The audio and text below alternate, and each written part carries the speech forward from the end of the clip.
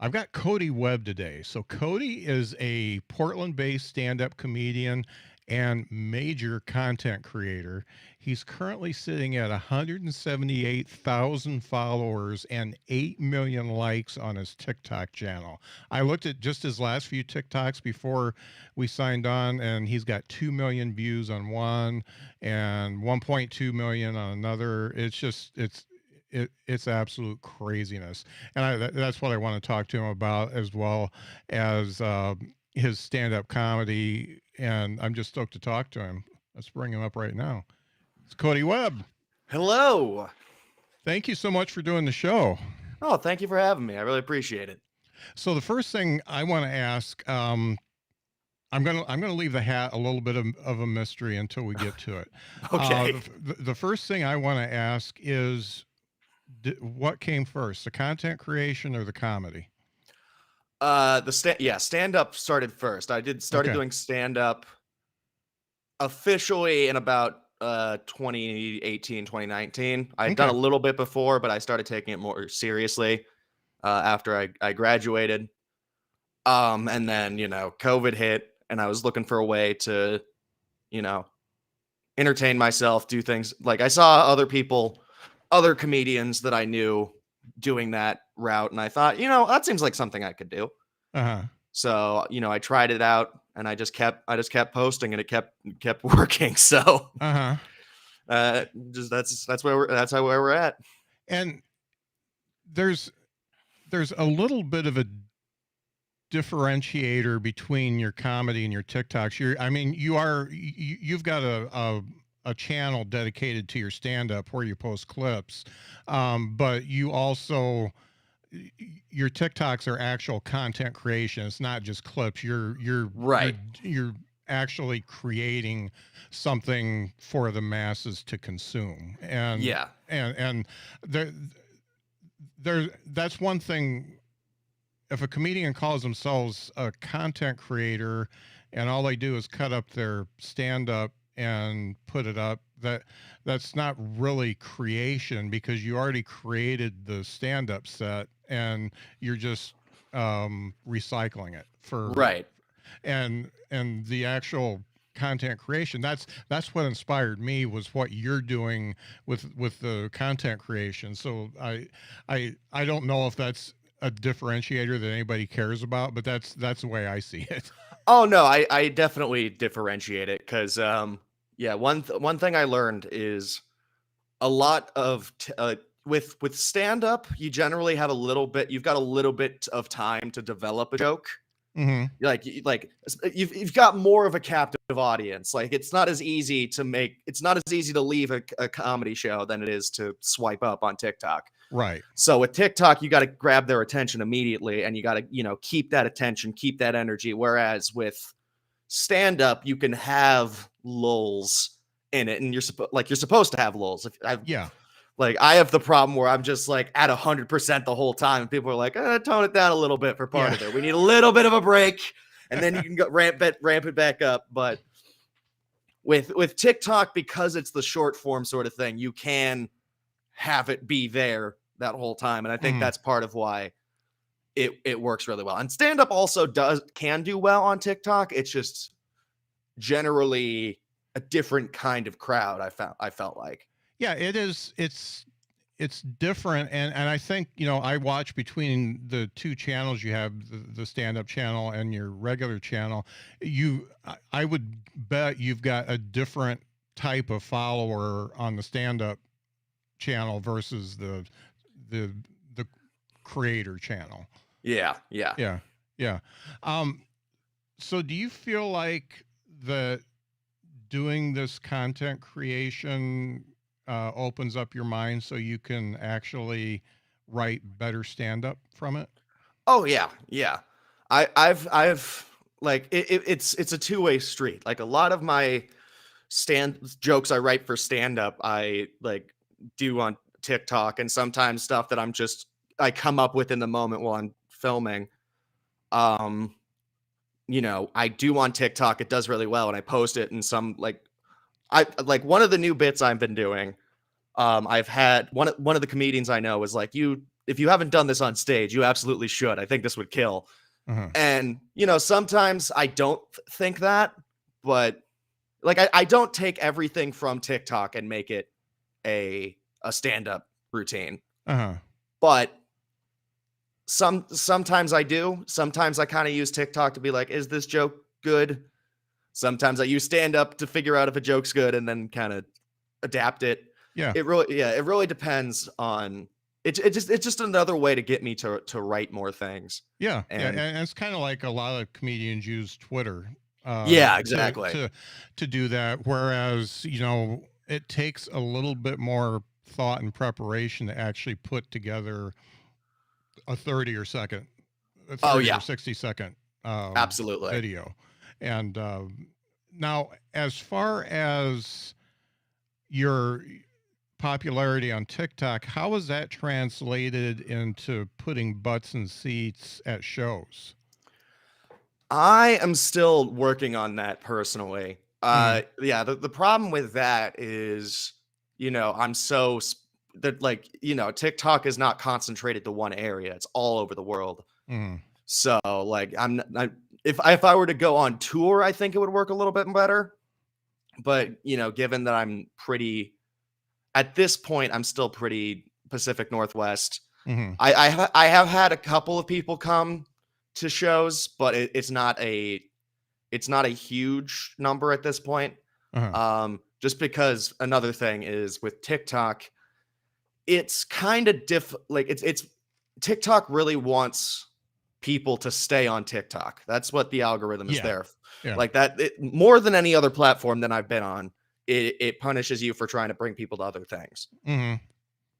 And so even doing something like just, trying to promote a podcast, for example, Yeah. would be somewhat difficult unless I, share, like put the video up and like, I didn't say like, go and watch it, just be like, Yeah. bring to people's attention that it exists. Yeah. Yeah. Really, the thing about TikTok and Reels and all that kind of stuff, calls to action are really not what you want to do. That's one thing I've noticed. And so I'll go into the story about the hat. So ever since I asked you to be on the podcast, I've been paying attention to TikTok and Reels and stuff like that. Whereas I normally don't. I'm an old guy, so there's no reason for me to do that. But I really started paying attention. So you inspired me to start creating daily stuff. And Nice. so what I'm doing is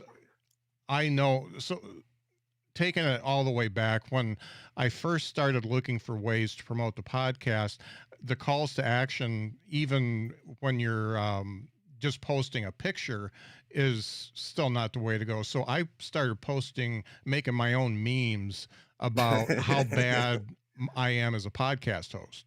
Right. So I did that, and that created followers on Instagram. Nice. That's my jam, is Instagram. And so that actually worked well.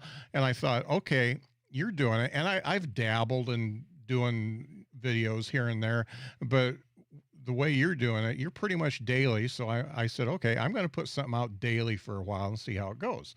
So I interview myself. So I got this hat. And then I got this hat. So I just got these today. Nice. Before I was doing this. Yeah. Classic. And so I'm trying to be a little bit more professional. I'm going to keep the hat off now because I'm just not a hat guy. Right. But yeah, so I'm doing that, and I'm watching. So I'm posting on, and I'm just asking you for advice now, because I think what you tell me is going to be helpful for everybody that listens. So I do Instagram, I do a separate reel on Facebook, I do TikTok, and I do YouTube Shorts. So far, YouTube Shorts is just killing everything else. I'm doing like 3 times as many views on Shorts. Every once in a while, a Facebook reel will do pretty good. Like and when I say good, it's like 1,200. Right. It's not in the millions or even the tens of thousands like you get. And on my Instagram, the reels, even though my regular posts get quite a bit of attention. The reels are in the hundreds usually. Right. I've got a few that one of them for some reason I got 11,000, and then the one after that I got like 300. Right.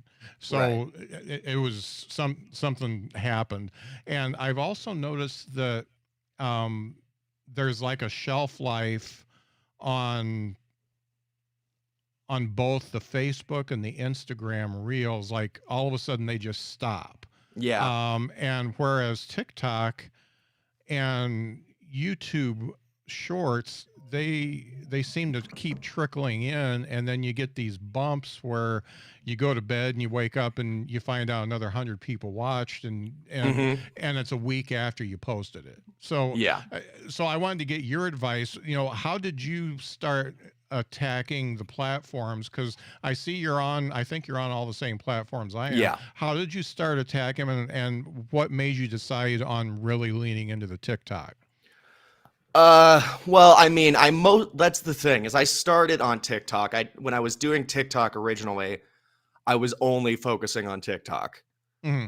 Um, just cause, well, yeah, I think at that point, YouTube Shorts was in its infancy. A lot Hmm. of the other things weren't as big.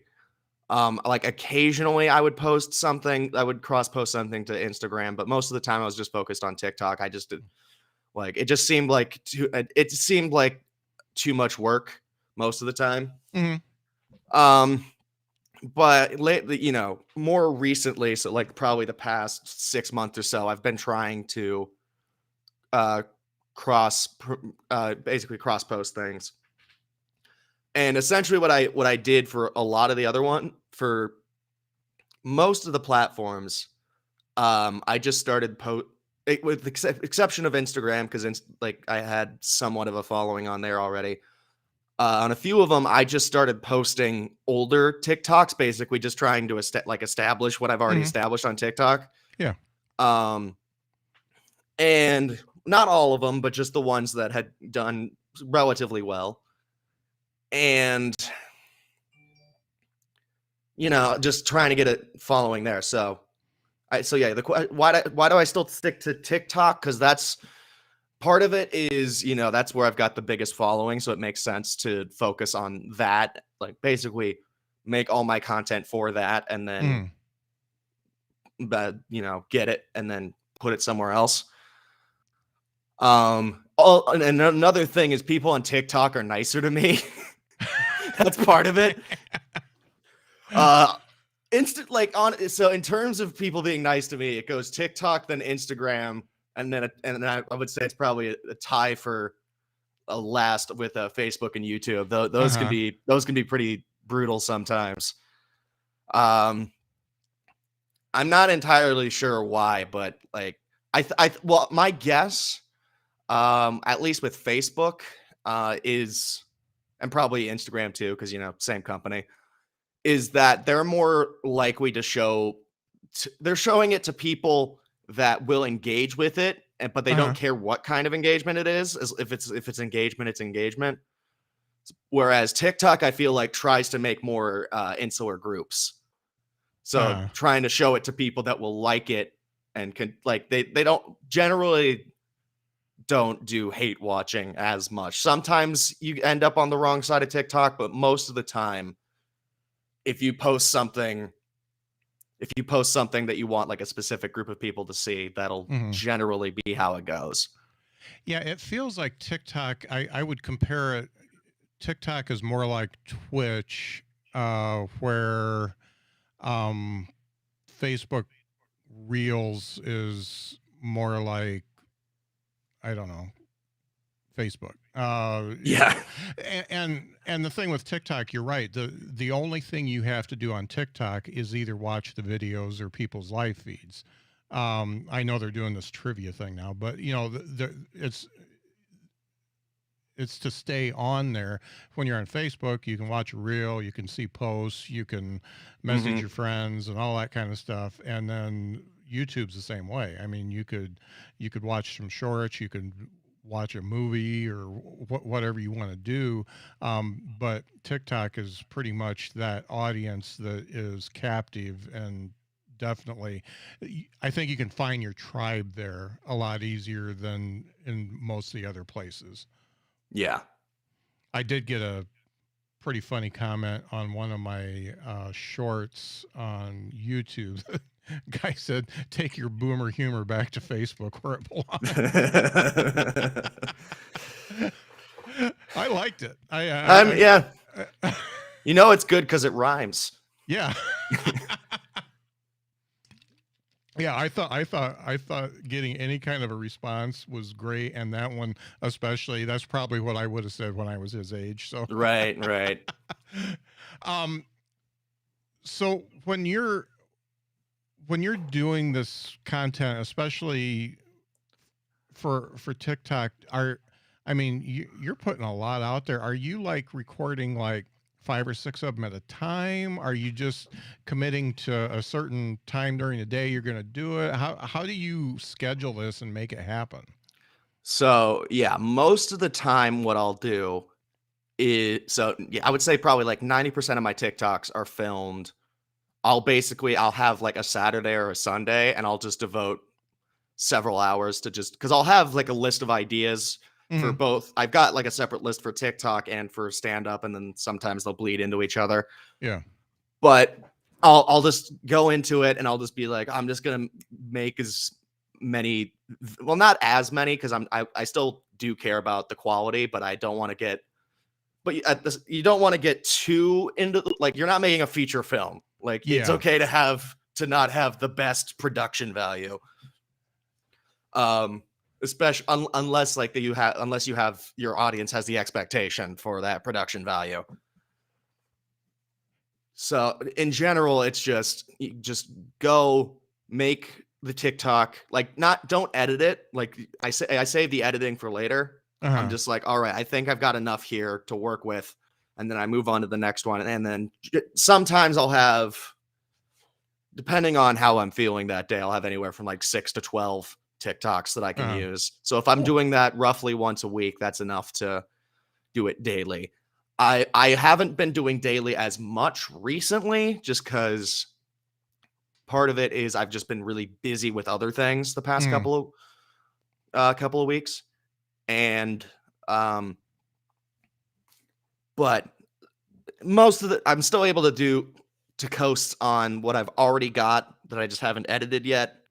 And like the occasional just one off, like I have an idea pops into my head and I've got time, so I'll just make it real quick and it one of those things where it doesn't require like a costume change or something. Yeah.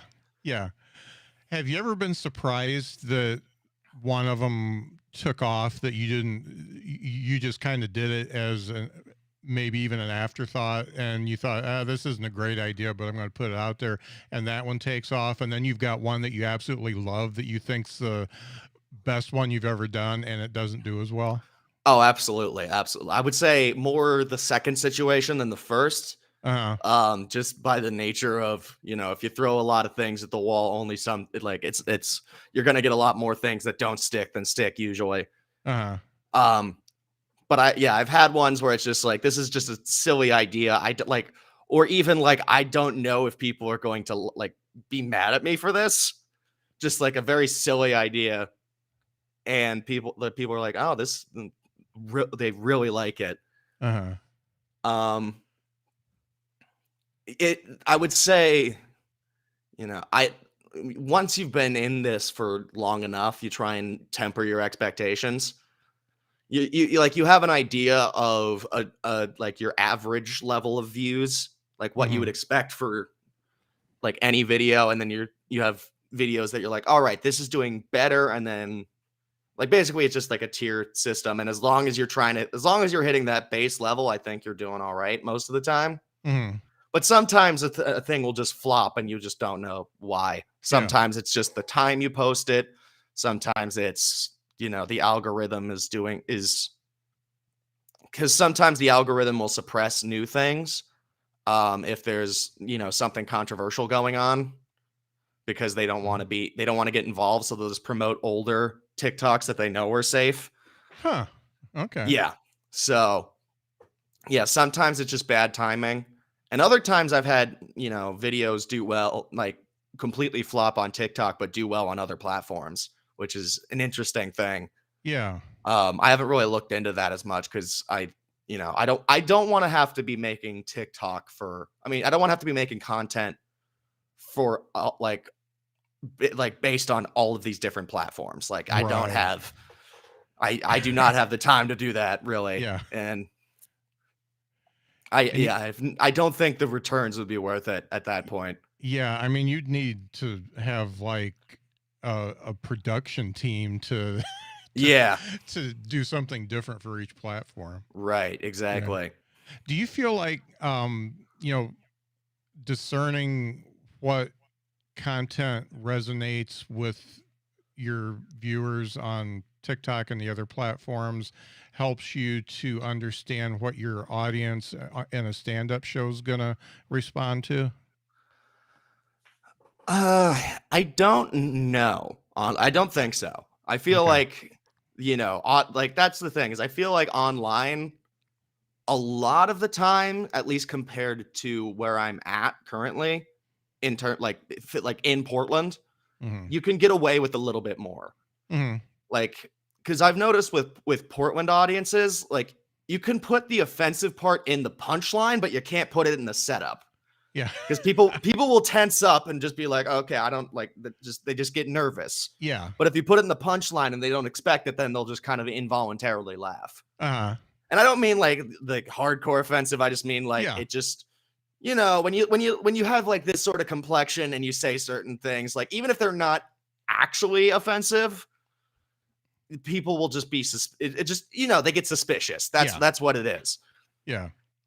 Whereas most of the time with TikTok, either they'll just scroll away or most of the time I you don't get that. I don't feel that nervousness, I guess, from like the comment section, for example. Uh-huh. Like, because that's really the only interaction you get as much. Yeah. And Yeah. yeah. For sure. So I want to make sure I don't forget about this. You've got a joke that there are perfect jokes for different people, and Hmm. this one was perfect for me. And I didn't write it down verbatim. It's the joke about being suicidal, but no, I'm not going to do it because I put it at the bottom of my list, Yeah. and I don't ever complete stuff. Can you give me that joke? Can you say that joke? And I kind of want to break it down and why I think it's so good. All right. So do you want, because there's like, that's the thing is the one that blew up is actually the second part of that joke. Uh, Do you want the full thing or you want me just from that part? yeah, just do it from that part. Okay. So if you are worried about my mental state and you think I'm going to, go home and kill myself, I want you to know I have a foolproof plan to make sure that I don't kill myself. And that is by putting kill myself at the end of my to-do list. Because I know I'm never going to get there. Now, what's to stop me from going out of order? Good question. That's where the autism comes in. You can't go out of order. That's the point of a list. Like, what's next? Are we not gonna we're not gonna alphabetize things anymore? We're not gonna sort things by shape and color? No, it would be complete anarchy. We can't do that. We got to keep ourselves safe. Yeah. I love that joke. When I saw it, I was just like, okay, this is the perfect joke, because Yes. the perfect joke for you to say, Right. because it's deeply personal. It talks about a dark subject, and yet it is so funny that you can commiserate with you and just laugh your ass off at the same time. Yes. Is that like a killer for you? Is that one that just always works? It works most of the time. And I have added an extra bit to that joke because, talking about, sometimes audiences do get nervous. They're like, I don't want to, because, that if they're a little uptight, they'll be like, I don't want to laugh at this. I don't want him to think that I'm like laughing at his pain Yeah. or whatever. And I've got this tag to it that's like, some people don't laugh at the joke because they're worried that they're going to encourage my behavior. But you know what actually makes me suicidal? Bombing. Yeah. Just saying, if you want me Yeah. to stay alive, not laughing at that joke is not the way to do it. Oh, that works. Yeah. Oh, yeah. Oh, yeah. That works 100%. Yeah. I But yeah, if an audience is in a 95% of the time, that joke will work. Yeah. That's a pretty new joke for me. But yeah, I have found that joke works really well. Yeah, it's absolute comedy gold, and I've never heard anything exactly like it. And I would if you have, let me know, because that's plagiarism, and I would like to be aware of that before. Yeah, it's every once in a while I hear a joke that I really like, and I know that somebody else has done a version of it. And yours there I watch a lot of comedy, and I haven't seen anything like it. So yeah, it's good stuff. Yeah. So as far as your stand-up career, starting right before COVID hit had to be hard. But as far as where you're going now, do you have some? I mean, the content creation's going just super well for you.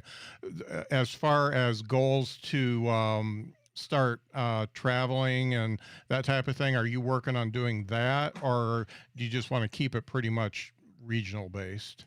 I mean, I would like to start traveling at some point. I don't know if I'm there yet.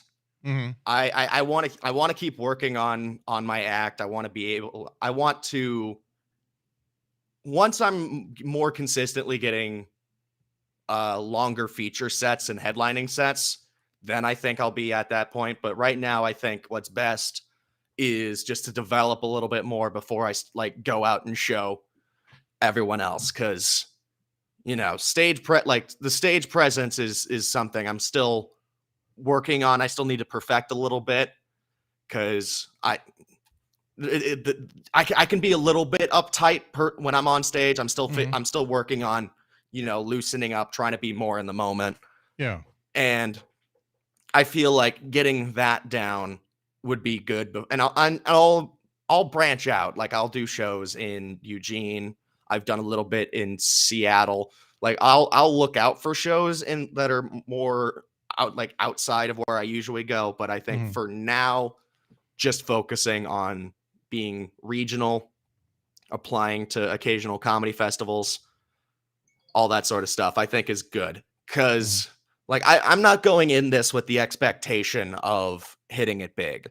Right. I don't think that's a good attitude to go about it, because you at some point you'll become more focused on becoming famous rather than just making your work the best it can be. And so, as long as I'm having fun and I'm, doing good and getting shows, I think that I'm fine with that. It would be really cool if this ended up becoming its own thing, but I'm not going to go all in until I'm much more certain that that would be a good plan. I'm not as big of a risk taker as some other comedians in that regard, I feel like. So if you're taking notes, folks, this is a comedian who's self-aware about his own talent and abilities. Something Right. we could all use a dose of once in a while. Yeah. I mean, yeah, that's the thing. I understand. Confidence is also a good thing. You gotta find a good balance there. Yeah. And I'm much more on the end of doubting my abilities at some level. And I know I've got, and I'm not saying that to be fake humble. I don't want that to come across. It's just, I know I'm good on social media. That's one thing. That's a particular set of skills. Whereas stand up, it's related, but you need more things. You need to be able to actually interact with the audience. If you go out there with the same energy as TikTok, it's not going to work a lot. Just because, with TikTok, you don't need to pause for laughter. Yeah. which I mean is convenient for me because I don't have a lot of patience in that regard. But if you start, talking over the audience's laughter, you're kind of training them to not laugh, and having kind of basic like a 2-year hiatus from in-person comedy at that level, um and then kind of training myself to be in like yeah. And also another thing that you with that's very different from TikTok and stand up is with TikTok, if you bomb, you learn after the fact. Right? Yeah. You're not learning in as you're telling the joke that they don't like the joke. Yeah. So Yeah. you can you don't have to deal with the mental gymnastics of just like got to power through this. Yeah. Whereas with the silence is a lot more noticeable when you're on stage. Yeah. And that's honestly because I did a Zoom comedy during the pandemic quite a bit. And that's honestly the best thing I got from Zoom comedy was learning to not care about the audience as much. Mm-hmm. Just because, like, no matter how well you do in that circumstance, like the ceiling is pretty low. Yeah. So you gotta, I mean, pay attention to the audience, but at the same time, keep that, like, don't let the audience's lack of reaction hinder your energy level. Right. Like you can adjust, like you can consciously adjust and be like, all right, they don't want this. Let's see if they prefer this kind of like lower energy sort of thing. But don't let it just start tanking, because that was something that I dealt with in my first year or so of comedy. Is if I started bombing, I would instinctually like lower the energy, which would make the audience less invested, which would make it would just start spiraling. Yeah.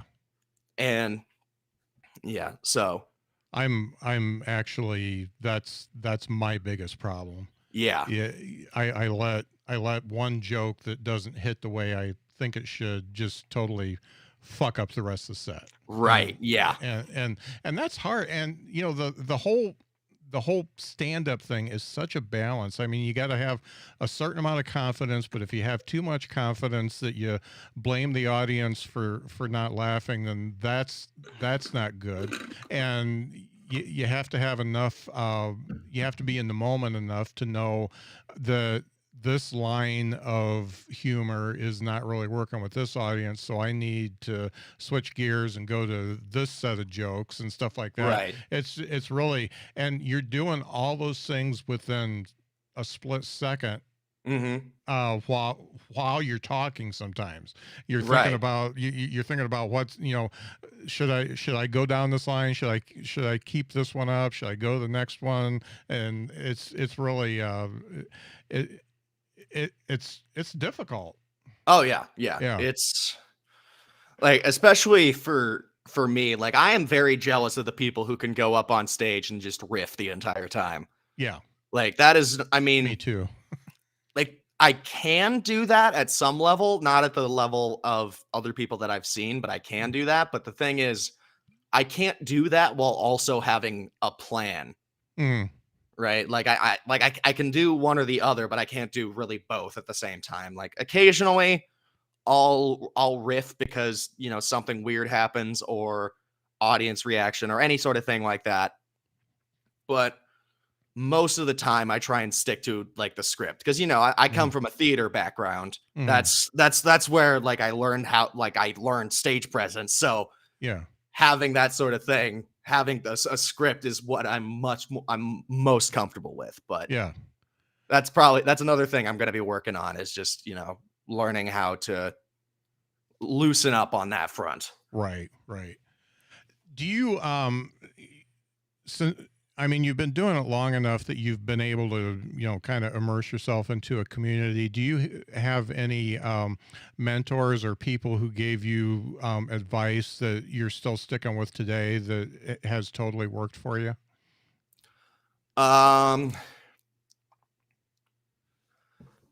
I'm not really, not that I can think of. I feel like most of the time people, like Yeah, I honestly can't think of too many comedy mentors. I kind of do my own thing. Like Hmm. what I'll most of the lessons I learn are either me on stage, it's something not working, or it working, or me watching somebody else and being like, "Oh, okay, that's how you're supposed to do it. Like Uh-huh. that's what you want to do." Um yeah, I can't really say I've had comedy mentors, and if maybe I'm wrong, maybe somebody thinks that they're having a mentor like sort of thing, and if that person's watching right now, I apologize. Yeah. I misread relationships all the time, but Yeah. Yeah. please don't take it personally. Just let me know. Yeah. But And yeah, honestly, I'm the type of guy, and I'm suffering from a little bit of a shock because I moved from South Bend, Indiana, down to Huntsville, Alabama, and everybody there got me. right, They it was a great community, and I wasn't like close friends with all of them, but we all understood each other and appreciated each other. And down here, I've got like maybe three of them that I feel like get me. right, And the rest of them are still kind of like, we don't know. You're old, and we mm, don't know if you're cool or not. And right, and I'm not cool, but on the other hand, I'm cool. I'm cool with you, uh, right, yeah, and it's just it's a balancing act, and I'm slowly starting to get more in people's favor, I guess, but just by showing up to their shows and stuff like that. But yeah, it's definitely a shock to move from some place where you're so comfortable to something totally new where you got to do it all over again. yeah, yeah, And I know in South Bend they looked at me like I was totally nuts when I first started too. So right, right, yeah, because I was 52 when I started, and that that's a little old, but yeah. I mean, I don't think there's really an age that like there's I don't really think there's a cutoff, but I feel like if you see somebody going on stage at that age for the one of the first few times, you're like, okay, you're a little suspicious.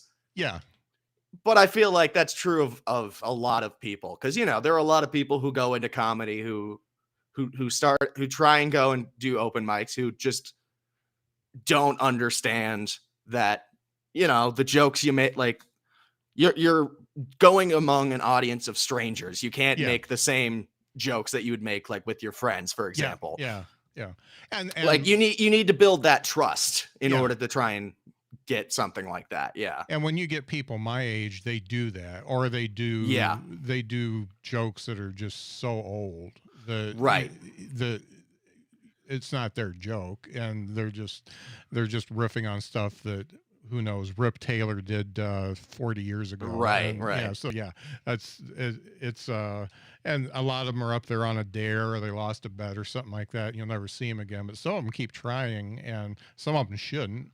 um Right. a lot of them shouldn't, but yeah, it's a interesting dynamic.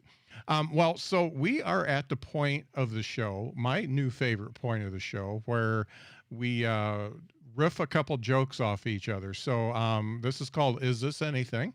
And I bring a joke. If you didn't bring a joke, that's okay. But I'll grab my notebook real quick. that's cool. Yeah, we're just gonna Yeah. workshop a little bit. All right. One sec.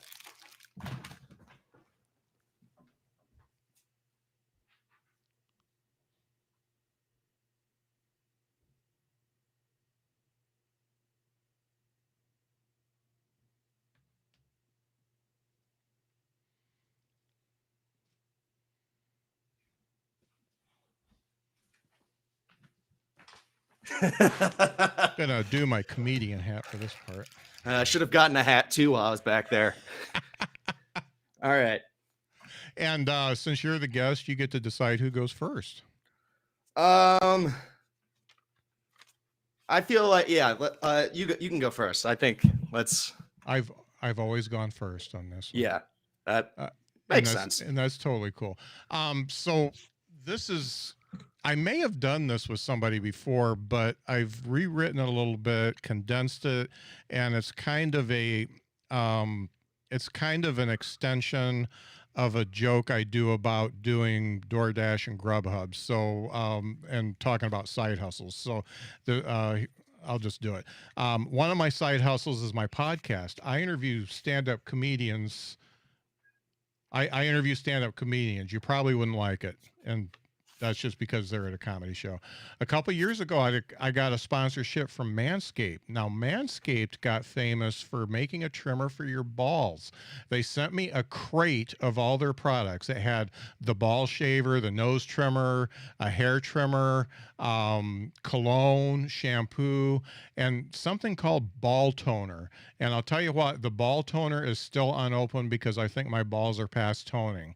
I thought I should at least try the ball shaver so I could talk about it on the podcast. And it worked really well. I shaved a perfectly symmetrical circle around the balls area, and it looked pretty good until I faced the mirror and it looked like the world's saddest glory hole. So that's punchline number one, and I'm deciding between two, and it looked like a crop circle with one lonely dead stalk of corn in the middle. So that's my two, and that's the end of the joke. Okay. So I mean, what? I think that might be something. Yeah. I think the thing is when you say like the circle, it's kind of vague what you mean. Like, does it mean like you shave like everything around? Do you like shave like a circle into the sack? Like it's like so it's hard to picture a little bit, I Yeah, guess. yeah, yeah. I'd want to do a little bit of an act out on that, Okay. and so everything up to the stalk Right. in Right. a circle. Yeah. Okay. But yeah, and this is a joke where I think the punch is pretty good, but everything before it I don't feel as good about. Right. It is a bit long of a setup. Yeah. Yeah. Um I mean, I think, yeah, there is something there. It's just, yeah, it needs to be, you need to chisel it down Yeah. And a I little think I bit. need to Yeah. do it out loud on stage a few times. And I've done it twice, I think, but it was longer before Yeah. Yeah. and that wasn't good. The punch did okay. I did the crop circle. The first two times I did it, the glory hole's new. Um and that went okay, but everything up until it was like not so good. And I had a comedian come up to me and she said, "You had me, you lost me, you had me, and you lost me." Yeah. Yeah. I mean, yeah, such is the way of writing new jokes. Yeah. All right. What you got for me? All right, let's see. I think the guy that named passion fruit liked fruit a little bit too much. Like, I'm just saying, we should probably check that guy's hard drive. I don't trust him. Like, I know it's not illegal to stick your dick in fruit, but I feel like that's something that should be public knowledge. Yeah. Like, I don't want to go over to your house if you stick your dick in fruit. That's what, or at the very least, I don't want to eat whatever you're serving. And I know you're probably curious, why is it called passion fruit? Well, I looked it up, and the passion in passion fruit comes from the passion of the Christ. That is, yeah, not a joke. It's not, that's genuinely where it came from. Apparently, some random Portuguese missionary noticed that the flower of the passion fruit had 5 petals and thought, this has 5 petals. Jesus had 5 holes in him that time he got murdered. I'll use this flower to show the natives how Christianity works. Clearly, this flower is the only way I can teach the concept of 5. It's the only way I could teach the natives. So that I like that, and I think you could go back to but the flower doesn't have anything to do with the fruit. You Yeah. got the fruit in your hand. There's no flowers, and so how can you even make that stupid line to the five wounds if you don't even have the flower in your hand? Well, I think it's like it's the passion, like the plant is like the passion plant or whatever, and so it's like because Uh you've got huh. like the flower is the passion flower, and then you've got the passion fruit. Yeah. Yeah. I really like it. Yeah. It's definitely original, and you took me where I didn't expect to go because I thought you were done after. Right. After I tend to do that. I tend to add a lot of like and also, and yeah. I just keep going. I just keep building off of things that you're like, this isn't structurally sound. Why you keep building on this? But I Yeah. just keep going. But it works. Yeah. It went two different directions, and it totally works. And yeah, that's I can't give you too many notes on that unless you want to just say. And if it's because of the flower, why didn't we just call it a passion flower? Right. Yeah, yeah, something like that. A tag like that could Yeah. maybe work. Passion flowers is less suspicious. Yeah. Oh man. Well, this was a good one. I really appreciate you doing this because I tell you, I'm really watching you and taking notes. I'm not going to do TikToks like you because we're two different people, but Right. I'm just kind of following how you do it and how people respond and kind of gauging my response, the response I get by how well your response is taken. And I know it takes a while to build all this up, but you Right. inspired me, and I'm gonna keep going at it until I don't have anything left to do. Right. And I So, bought the hats, so yeah, I you're already in, yeah, however, yeah, you're already in like $40. You gotta yeah. stick through to into this through the end. The funny thing is they were only $5, and it Oh, came from okay. China, and Oh, yeah, okay. I had to wait a long time for them, but Oh, okay. Yeah, that now was this were these like they just had hats that just said podcast host on them, or was it like you put whatever text you yeah, want on them? it was a Oh, custom okay. thing. Okay. Yeah. So they had to do the embroidery and then they had to ship it. All So it right. took a little while. It Yeah. was $10. Okay, you're not that invested. Yeah. You can Yeah, give up whenever you want. yeah, right. Yeah. Yeah, I can toss these in the trash anytime and not feel too bad about it.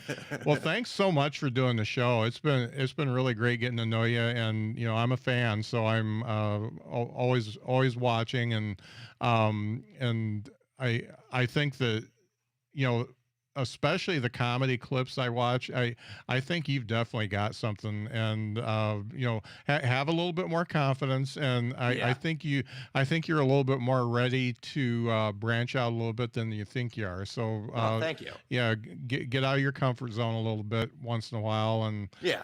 and I think it'll do well for you. Where can folks find you? On the TikToks and all the socials. So you can find me at the real Cody Webb on most platforms, and then for my stand up on TikTok, you can find me at the fake Cody Webb. And yeah, that should be pretty much anywhere you can find me. I think on Facebook I'm like Cody Webb Comedy.